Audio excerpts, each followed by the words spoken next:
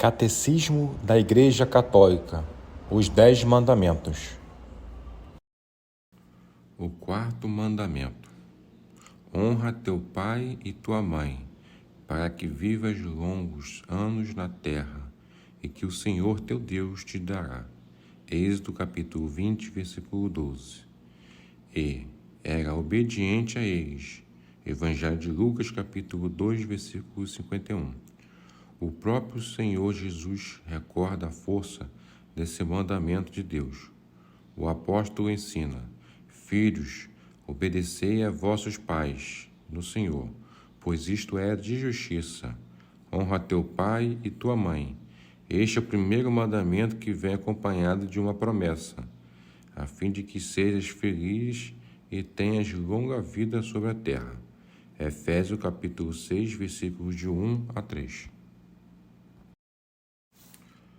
O quarto mandamento está no início da segunda tábua. Indica a ordem da caridade. Deus quis que, depois dele mesmo, honrássemos nossos pais, a quem devemos a vida, os quais nos transmitiram o conhecimento de Deus. Devemos honrar e respeitar todos aqueles que Deus, para nosso bem, revestiu de sua autoridade. Esse preceito está expresso sob a forma positiva de deveres a cumprir. Anuncia os mandamentos que seguem e que referem ao respeito particular pela vida, pelo casamento, pelos bens terrestres, pela palavra dada. Constitui um dos fundamentos da doutrina social da Igreja. O quarto mandamento dirige-se expressamente aos filhos, em suas relações com seu pai e sua mãe, porque esta relação é a mais universal. Diz respeito também às relações de parentesco com os membros do grupo familiar. Manda prestar honra, afeição e reconhecimento aos avós e aos antepassados. Estende-se, enfim, aos deveres dos alunos para com o seu professor, dos empregados para com seus patrões, dos subordinados para com seus chefes, dos cidadãos para com sua pátria e para com os que administram ou governam. Este mandamento implica e subentende os deveres de pais, tutores, professores, chefes, magistrados, governantes, de todos os que exercem como autoridade sobre outro ou sobre uma comunidade. A observância do quarto mandamento traz uma recompensa. Honra teu pai e tua mãe, para que vivas longos anos na terra, que o Senhor teu Deus te dará. Livro do Êxodo, capítulo 20, versículo 12. O respeito a esse mandamento alcança, juntamente com os frutos espirituais, frutos temporais de paz e de prosperidade. Ao contrário, não se observância esse mandamento traz grandes danos para as comunidades e para as pessoas. 1. A família no plano de Deus. Natureza da família. A comunidade conjugal está fundada no consentimento dos esposos. O casamento e a família estão ordenados para o bem dos esposos, a procriação e a educação dos filhos, o amor dos esposos e a geração dos filhos. Instituem entre os membros de uma mesma família relações pessoais e responsabilidade primordiais. Um homem e uma mulher, unidos em casamento, formam com seus filhos uma família.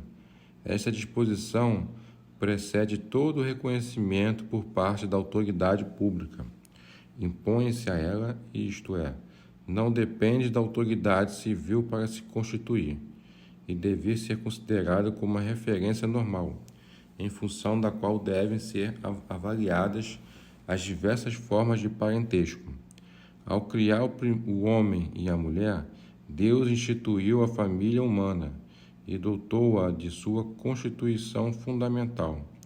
Seus membros são pessoas iguais em dignidade, para o bem comum de seus membros e da sociedade. A família implica diversidade de responsabilidade, de direitos e deveres. A família cristã. A família cristã oferece uma revelação e uma realização específica da comunhão eclesial, que também por esse motivo se pode e se deve chamar de igreja doméstica. É uma comunidade de fé, de esperança e de caridade. Na igreja ela tem importância singular, como se vê no Novo Testamento. A família cristã é uma comunhão de pessoas, vestígio e imagem de comunhão do Pai, do Filho e do Espírito Santo. Sua atividade procriadora e educadora é o reflexo da obra criadora do Pai. Ela é chamada a partilhar da oração e do sacrifício de Cristo. A oração cotidiana e a leitura da Palavra de Deus fortificam nela a caridade. A família cristã é evangelizadora e missionária. As relações dentro da família acarretam afinidade de sentimentos, de afetos e de interesses. Afinidade essa que provém, sobretudo, do respeito mútuo entre as pessoas. A família é uma comunidade privilegiada, chamada a realizar uma carinhosa abertura recíproca de alma entre os cônjuges e também uma atenta cooperação dos pais na educação dos filhos. 2. A família e a sociedade. A família é a célula originária da vida social. É a sociedade natural na qual o homem e a mulher são chamados ao dom de ser no amor e no dom da vida. A autoridade, a estabilidade e a vida de relações dentro dela constituem os fundamentos da liberdade, da segurança e da fraternidade no conjunto social. A família é a comunidade na qual, desde a infância, se pode assimilar valores morais, tais como honrar a Deus e usar corretamente a liberdade. A vida em família é a iniciação para a vida em sociedade. A família deve viver de maneira que seus membros aprendam a cuidar e a se responsabilizar pelos jovens e pelos velhos, pelos doentes ou deficientes, pelos pobres. São numerosas as famílias que, em certos momentos, não são capazes de proporcionar essa ajuda. Cabe então a outras pessoas, a outras famílias e, subsidiariamente, a sociedade prover suas necessidades. Religião pura e sem mancha diante de Deus e Pai é esta: assistir os órfãos e as viúvas em suas dificuldades e guardar-se livre da corrupção do mundo. Livro de Tiago, capítulo 1, versículo 27. A família deve ser ajudada e defendida por medidas sociais apropriadas. Quando as famílias não são capazes de desempenhar suas funções, outros organismos sociais têm o dever de ajudá-las e de apoiar a instituição familiar. De acordo com o princípio da subsidiariedade, as comunidades mais amplas cuidarão de não usurpar seus poderes ou de interferir na vida da família. A importância da família para a vida e o bem-estar da sociedade traz uma responsabilidade particular a esta última, no apoio e no fortalecimento do casamento e da família, que o poder civil considere como dever grave reconhecer e proteger a verdadeira natureza do casamento e da família, defender a moralidade pública e favorecer a prosperidade dos lares. A comunidade política tem o dever de honrar a família, de assisti-la e de lhe garantir, sobretudo, o direito de se constituir, de ter filhos e de educá-los de acordo com suas próprias convicções morais e religiosas, a proteção da estabilidade do veículo conjugal e da instituição familiar, a liberdade do professor, a própria fé, de transmiti-la, de educar nela os filhos com os meios e instituições necessários, o direito à propriedade privada, a liberdade de empreendimento ao trabalho, a moradia, a imigração, o direito, de acordo com as instituições do países, a assistência médica, a assistência aos idosos e aos abandonos familiares, a proteção da segurança e da saúde, sobretudo em relação a perigos como drogas, pornografia e alcoolismo, a liberdade de formar associações com outras famílias e assim serem representadas junto a autoridades civis. O quarto mandamento ilumina as outras relações da sociedade. Em nossos irmãos e irmãs vemos os filhos de nossos pais e nossos primos, os descendentes de nossos avós, em nossos concidadãos, os filhos de nossa pátria, nos batizados, os filhos de nossa mãe, a Igreja, em toda pessoa humana, um filho ou filha daquele que quer ser chamado de nosso Pai. Assim, nossas relações com o próximo são reconhecidas como de ordem pessoal. O próximo não é um indivíduo na coletividade humana. Ele é alguém que, por suas origens conhecidas, merece atenção e respeito individuais. As comunidades humanas são compostas de pessoas. Seu bom governo não se limita à garantia dos direitos e ao cumprimento dos deveres, mas também à fidelidade aos contratos. Relações justas entre patrões e empregados, governantes e cidadãos, supõem o mútuo e natural bem-querer, que convém à dignidade das pessoas humanas, preocupadas com a justiça e a fraternidade. 3. Deveres dos membros da família. Deveres dos filhos. A paternidade divina é a fonte da paternidade humana. É o fundamento da honra devida aos pais. O respeito dos filhos, menores ou adultos, pelo pai e pela mãe. Alimenta-se de afeição natural, nascida do vínculo que os une e é exigido pelo preceito divino. O respeito pelos pais é produto do reconhecimento para com aqueles que, pelo dom da vida, por seu amor e por seu trabalho, puseram seus filhos no mundo e permitiram que crescessem em estatura, em sabedoria e graça. De todo o coração honra teu pai e não te esqueças dos gemidos de tua mãe. Lembra-te de que, se não fosse por eles, não terias nascido. Como lhes retribuirás o que fizeram por ti? Livro do Eclesiástico, capítulo 7, versículos 27 a 28.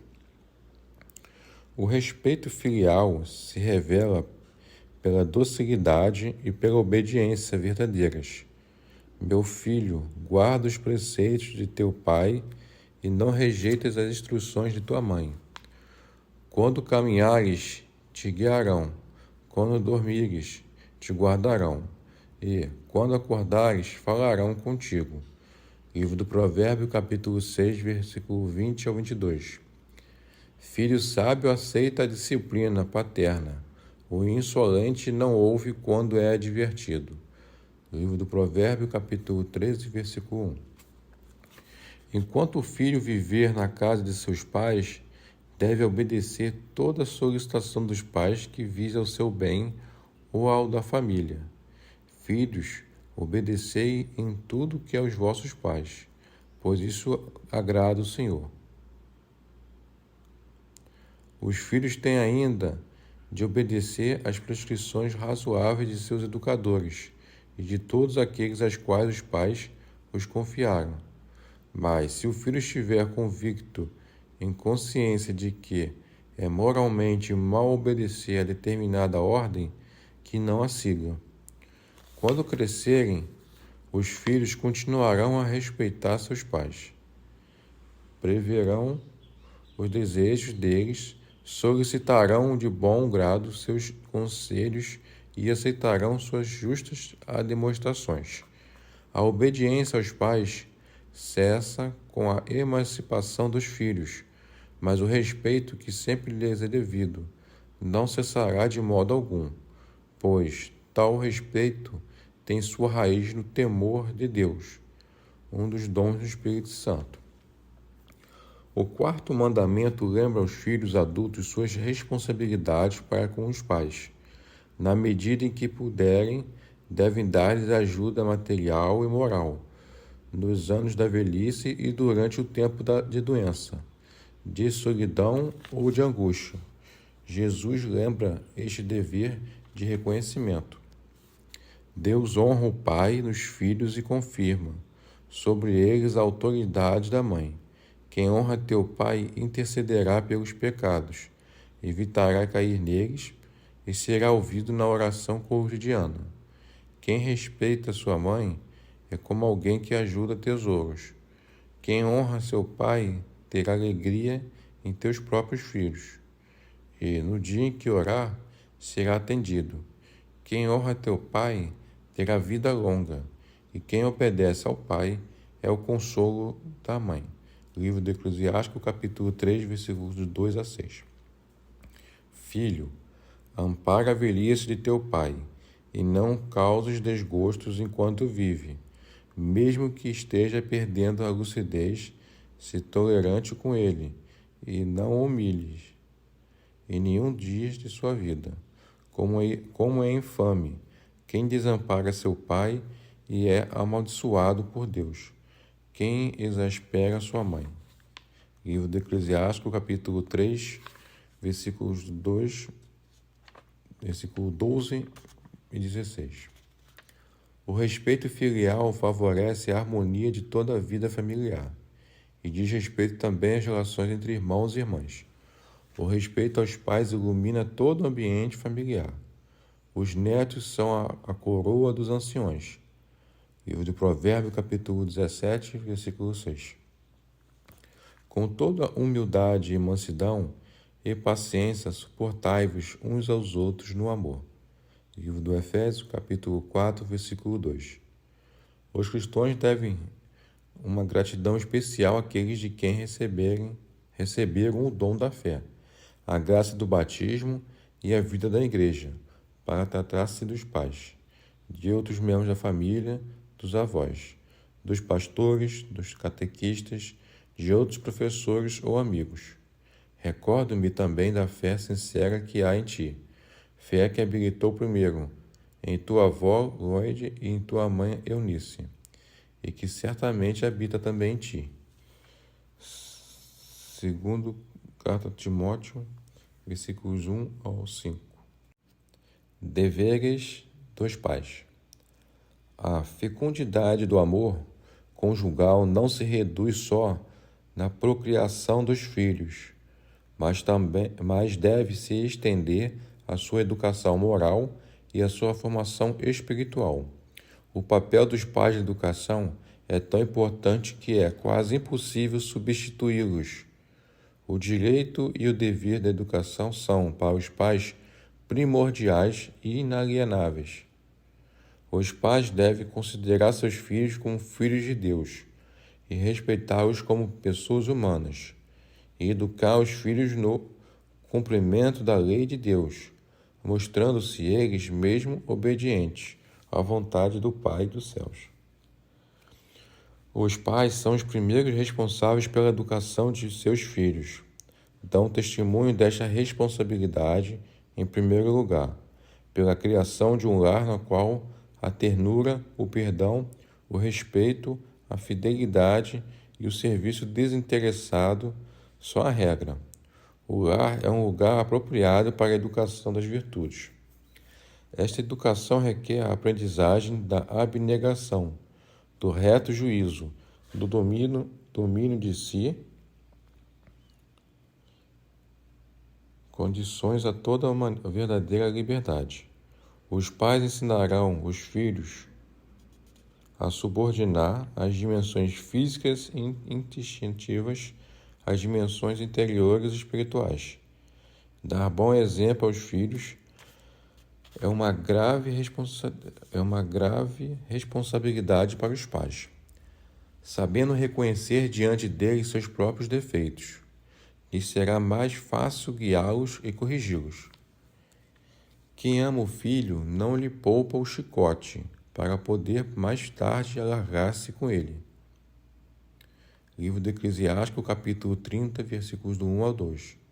E vós, pais, não provoqueis revolta nos vossos filhos, antes educai-os como uma pedagogia inspirada no Senhor. Efésios, capítulos 6, do versículo ao 4.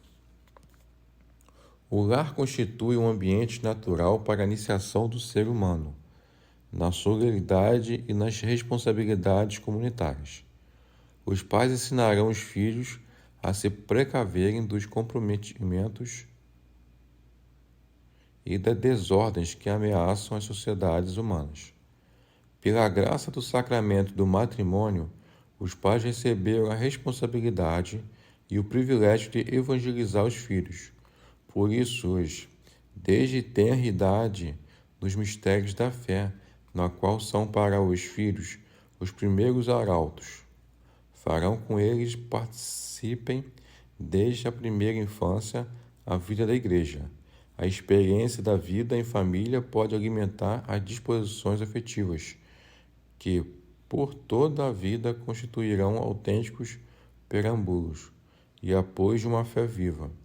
A educação para a fé, por parte dos pais, deve começar desde os mais tenras infância.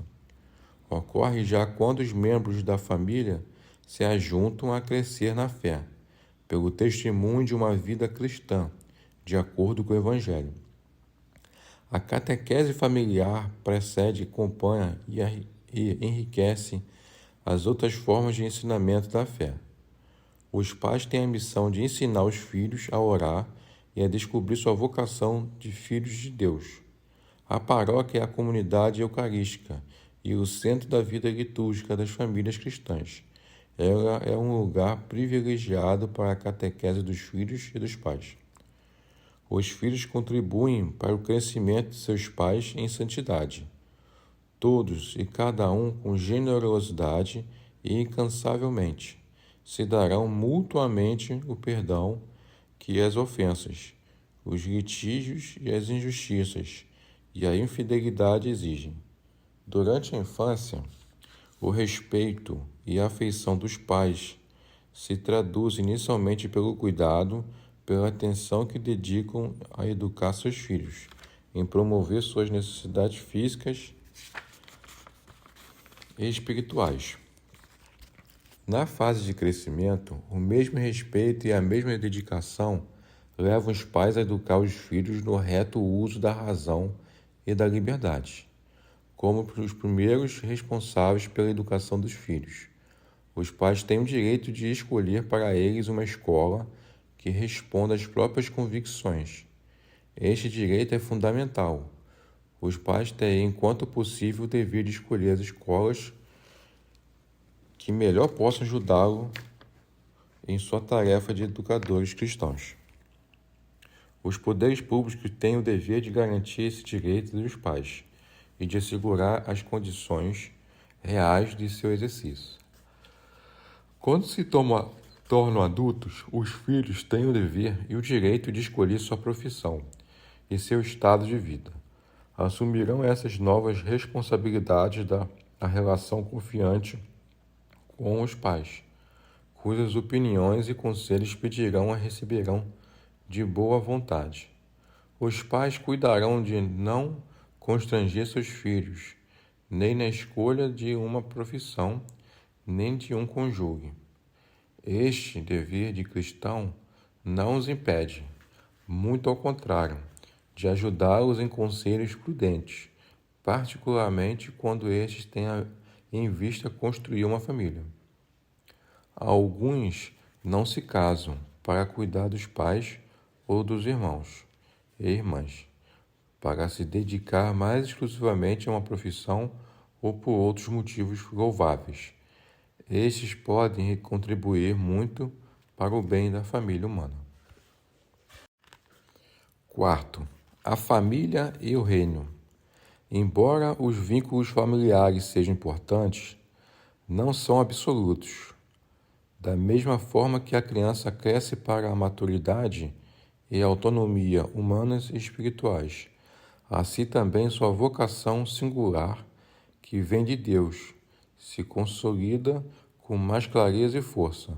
Os pais respeitarão este chamamento e favorecerão a resposta dos filhos em segui-lo.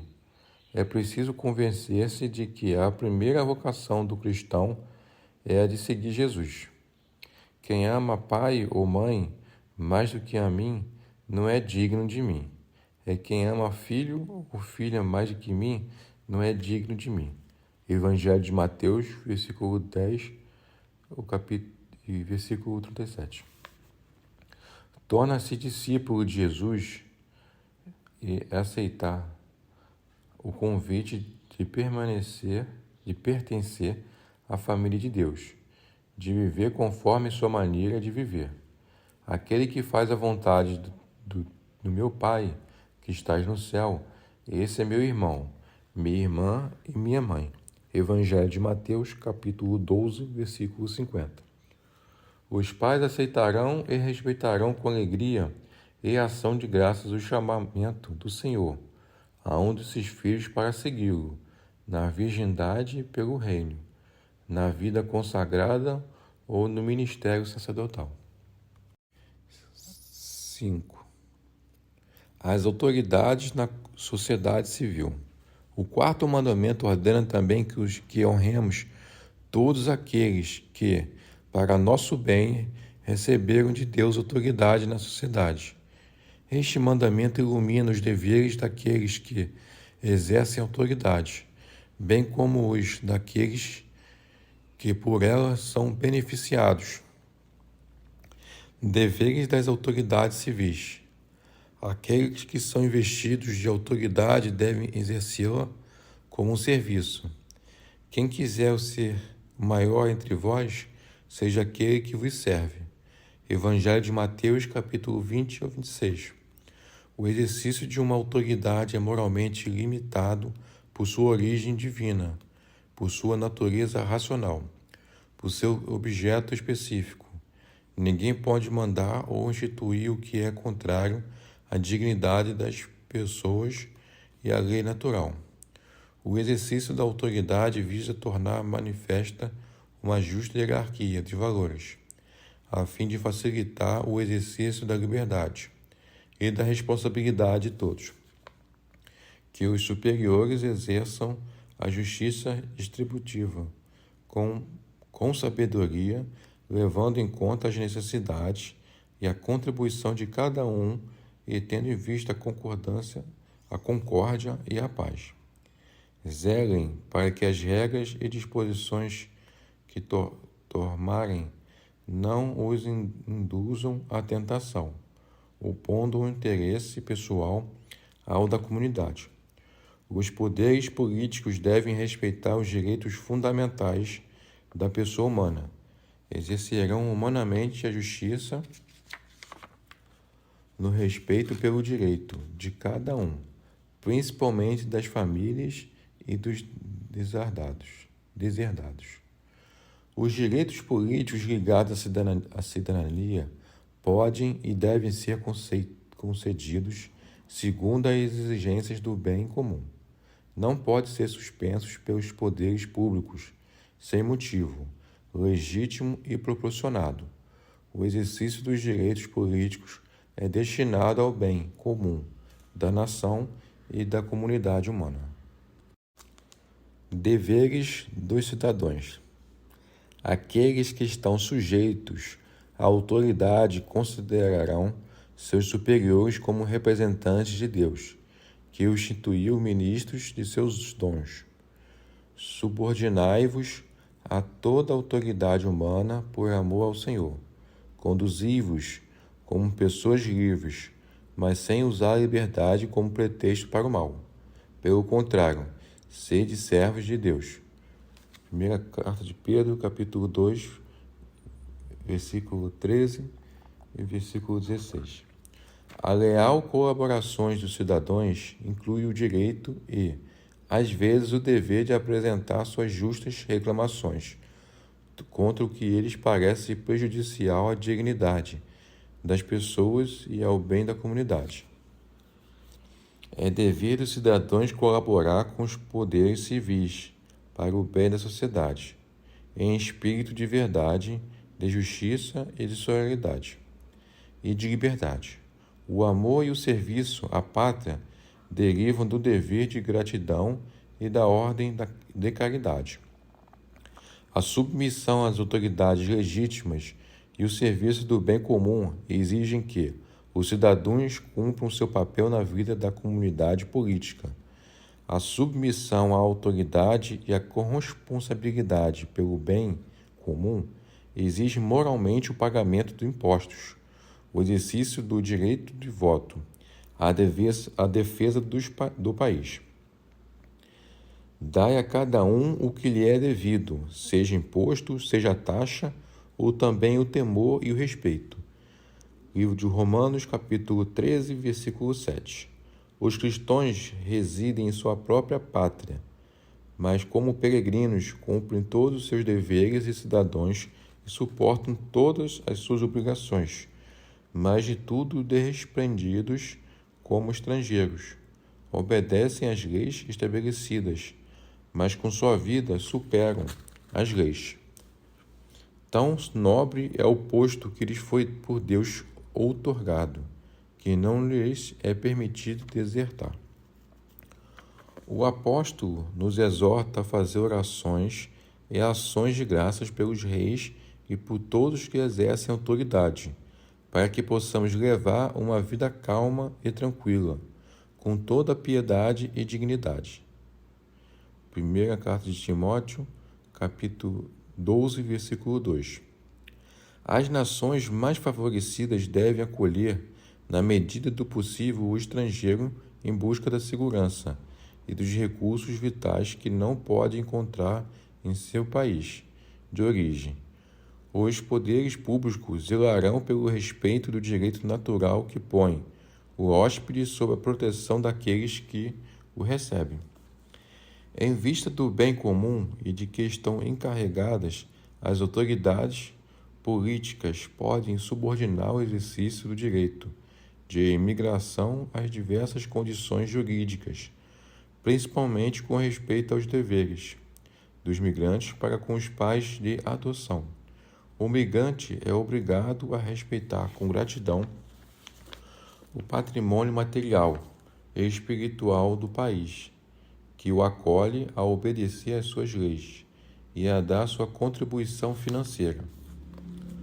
O cidadão é obrigado em consciência a não seguir as prescrições das autoridades civis, quando estes preceitos forem contrários às exigências de ordem moral, aos direitos fundamentais das pessoas ou ensinamentos do Evangelho. A recusa de obediência às autoridades civis, quando suas exigências são contrárias às da reta consciência. Funda-se a distinção entre o serviço de Deus e o serviço da comunidade política. Devolvei, pois, a César o que é de César, e a Deus o que é de Deus. Evangelho de Mateus, capítulo 22, versículo 21. É preciso obedecer a Deus antes que aos homens. Atos dos Apóstolos, capítulo 5, versículo 29.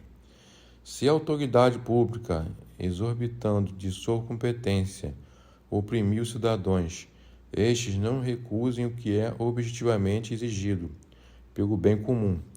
É lícito, contudo, defenderem seus direitos e os seus concidadãos contra os abusos do poder, guardados os limites traçados pela lei natural e pela lei evangélica. A resistência à opressão do poder político não recorrerá legitimamente às armas, salvo se ocorrem conjuntamente as seguintes condições. 1. Em caso de violações indubitáveis, graves prolongadas dos direitos fundamentais. 2. Depois de terem esgotado todos os outros recursos. 3. Sem provocar desordens piores. 4. Que haja fundada esperança de êxito. 5. Se for impossível prover razoavelmente soluções melhores. A comunidade política e a Igreja. Toda instituição se inspira, ainda que implicitamente, numa visão do homem e de seu destino, da qual derivam os próprios critérios de juízo, a própria hierarquia de valores, a própria linha de conduta. A maior parte das sociedades tem referido suas instituições acerca da preeminência do homem sobre as coisas. Só a religião divinamente revelada reconheceu claramente em Deus, Criador e Redentor, a origem e o destino do homem. A Igreja convida os pastores políticos. A Igreja convida os poderes políticos a referir seu julgamento e suas decisões a esta inspiração na verdade sobre Deus e sobre o homem.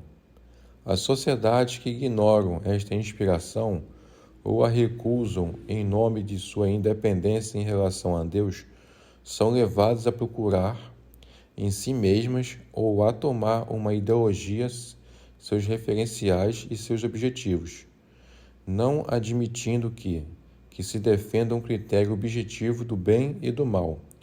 Arrogam a si, sobre o homem e sobre seu destino, um poder totalitário, declarado ou dissimulado, como mostra a história. A Igreja que, em razão de seu munus e de sua competência, não se confunde de modo algum com a comunidade política, é, ao mesmo tempo, sinal de salvaguarda do caráter transcendente da pessoa humana. A Igreja respeita e promove a liberdade política e a responsabilidade dos cidadãos. Faz parte da missão da Igreja emitir juízo moral também sobre as realidades que dizem respeito à ordem política, quando exijam os direitos fundamentais da pessoa ou da salvação das almas, empregando todos os recursos, e somem estes que estão de acordo com o Evangelho e com o bem de todos, conforme a diversidade dos tempos e das situações. Resumindo, honra teu pai e tua mãe. Livro de Deuteronômio, capítulo 5, versículo 16. Evangelho de Marcos, capítulo 7, versículo 8. De acordo com o quarto mandamento, Deus quis que, depois dele, honrássemos nossos pais e os que ele, para nosso bem, investiu de autoridade.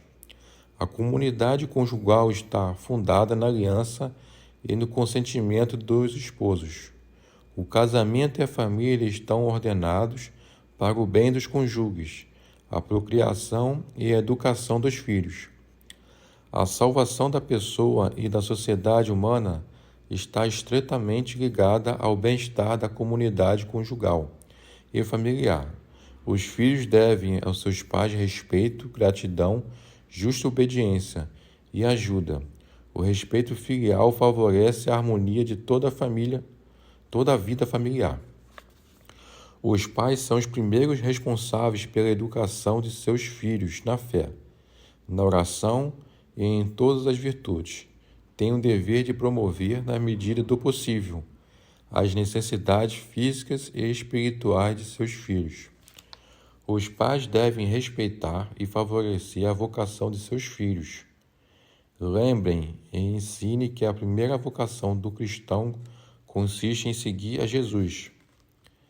A autoridade pública deve respeitar os direitos fundamentais da pessoa humana e as condições de exercício de sua liberdade. É dever dos cidadãos trabalhar com os poderes civis para a edificação da sociedade em espírito de verdade, de justiça e de solidariedade e de liberdade. O cidadão está obrigado, em consciência, e a não seguir as prescrições das autoridades civis, quando contrariais às exigências da ordem moral. É preciso obedecer a Deus antes que aos homens. Atos dos Apóstolos, capítulo 5, versículo 29. Toda a sociedade baseia seus juízos e sua conduta numa visão do homem e de seu destino. Sem as luzes do Evangelho a respeito de Deus e do homem, as sociedades facilmente se tornam totalitárias.